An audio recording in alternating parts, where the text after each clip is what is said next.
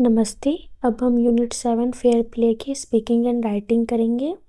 B, आपको क्या दिया गया? Work in small groups, ask your partner the questions given below if possible, ask him her a reason for saying yes और no, then tick yes no whichever is proper. यानी छोटे छोटे group में काम करें, अपने partner से नीचे दिए गए सवाल पूछें, अगर हो सके तो उससे हाँ या ना कहने का कारण भी पूछें, फिर हाँ ना पर टिक करें जो भी सही हो। ओके, यहाँ मैंने अपने हिसाब से आंसर लिखा है, आप इसे खुद से कर सकते हैं। ओके, आपको जैसा आंसर सही लगे। First, do you have a separate room for sleep and study? यानी क्या आपके पास सोने और पढ़ने के लिए अलग कमरा है? सेपरेट रूम यानी कि अलग कमरा है। आंसर, यस आई डू, यानी कि हाँ है। Second, would you prefer to live in a joint family? यानी कि क्या आप जॉइंट फैमिली में रहना पसंद करेंगे? जॉइंट फैमिली यानी जहाँ सब एक साथ रहते हैं। ओके, आंसर आएगा यस आई वुड, यानी कि हाँ मैं करूँगा। Third, do you get on with people? यानी कि क्या आप लोगों के साथ घुलते मिलते हैं? गेट ऑन विथ पीपल यानी लोगों के साथ घुलते मिलते हैं, तो आंसर आएगा यस आई डू, हाँ मैं घुलता मिलता हूँ। Next, do you like the area you live in? Yes I do, यानी कि क्या आपको वह इलाका पसंद है जहाँ आप रहते हैं? Do you like the area you live in यानी जहाँ आप रहते हैं, तो आंसर आएगा हाँ मुझे पसंद है, yes I do. Next, do you find the place overcrowded? No I don't, यानी कि क्या आपको वह जगह बहुत भीड़ भाड़ वाली लगती है? जवाब, नहीं मुझे नहीं लगती। Okay, next, do you use public transport? Answer, yes I do, यानी कि क्या आप पब्लिक ट्रांसपोर्ट का इस्तेमाल करते हैं? जवाब, हाँ मैं करता हूँ।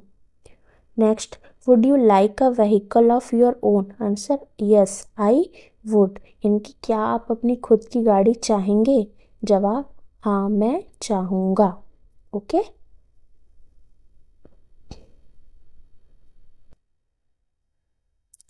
Next, do you like reading? तो क्या आएगा आंसर? यस आई डू, यानी कि क्या आपको पढ़ना पसंद है? जवाब, हाँ मुझे पसंद है। Okay, next, would you like to be a teacher, doctor, engineer, architect? यानी कि क्या आप टीचर, डॉक्टर, इंजीनियर, आर्किटेक्ट बनना चाहेंगे? तो आंसर आएगा yes I would like to be a teacher, यानी कि जवाब, हाँ मैं टीचर बनना चाहूँगा। ओके, आप यहाँ पे अपने हिसाब से लिख सकते हैं अगर आपको डॉक्टर बनना पसंद है या इंजीनियर या आर्किटेक्ट। ओके, अच्छा आप यहाँ पे एक चीज़ और देख लीजिए, कहीं पे आपको आई वुड, आपको कहीं पे यस आई वुड दिया है, कहीं पे यस आई डू दिया है। ओके, तो देखिए आई डू, डू यानी कि करना, आपको पूछा डू यू लाइक रीडिंग यानी कि क्या आपको पढ़ना पसंद है, तो यस आई डू मतलब मुझे पसंद है।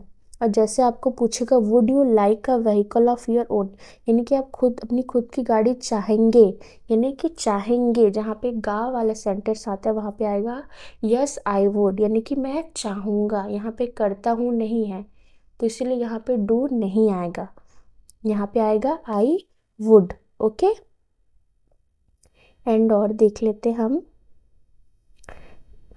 यहाँ पे सेकंड वाले सेंटेंस में भी देखिए, आपको पूछा गया है would you prefer to live in a joint family, यानी कि क्या आप जॉइंट फैमिली में रहना पसंद करेंगे? ओके, आपको फ्यूचर के लिए पूछ रहा है, तो ये क्या आएगा यहाँ पे यस आई वुड, ना कि I do. Okay,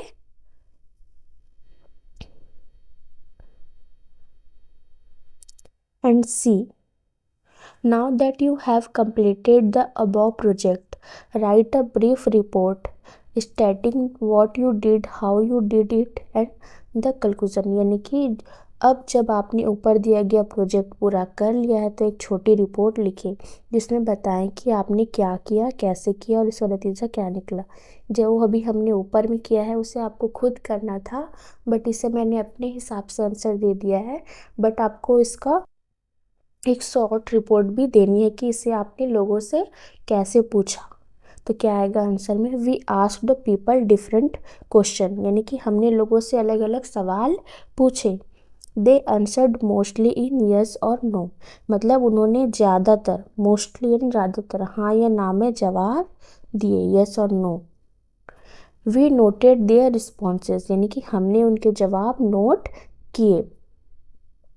this activity helped us understand different opinions, यानी कि इस एक्टिविटी से हमें अलग अलग राय समझने में मदद मिलती है।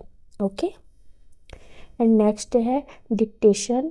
Your teacher will speak the words tested below, right against each word of opposite meaning, यानी कि आपके टीचर नीचे दिए गए शब्द बोलेंगे, हर शब्द के सामने उसका उल्टा अर्थ वाला शब्द लिखे। अपोजिट मीनिंग यानी उल्टा अर्थ वाला शब्द। एग्जाम्पल्स के लिए आपको क्या दिया है, लिक्विड, लिक्विड का अपोजिट क्या होगा, सॉलिड। लिक्विड यानी तरल पदार्थ, जैसे कि ऑयल हो गया, वाटर हो गया, मिल्क हो गया, और उसका अपोजिट क्या होगा, सॉलिड। सॉलिड यानी कि ठोस, तो लिक्विड का अपोजिट क्या होगा, सॉलिड। सेकंड एग्जाम्पल है हार्ड, हार्ड यानी कि कठोर, और सॉफ्ट यानी कि नरम। फर्स्ट क्या है, ओल्ड, ओल्ड यानी क्या होता है, पुराना, तो उसका अपोजिट क्या होगा, यंग, यंग यानी जवान। सेकंड है वेट, वेट यानी गीला, गीला का उल्टा क्या होगा, ड्राई, ड्राई यानी सूखा।